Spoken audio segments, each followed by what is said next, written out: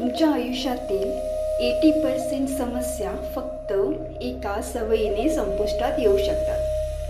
ती म्हणजे साक्षीभाव. आपण आयुष्यात घडणाऱ्या प्रत्येक गोष्टींशी इतके जोडले जातो की आपण त्या गोष्टीच बनून जातो. कोणी काही बोललं की राग, परिस्थिती बदलली की चिंता, अपयश आली की स्वतःवर शंका, चिडचिड. पण एक साधा बदल तुमचं जीवन बदलू शकतो. तो बदल म्हणजे साक्षीभाव. साक्षीभाव म्हणजे काय? घडणाऱ्या प्रत्येक गोष्टीकडे फक्त निरीक्षक म्हणून पाहायचं. ना विरोध ना अडकणं, फक्त शांत निरीक्षण.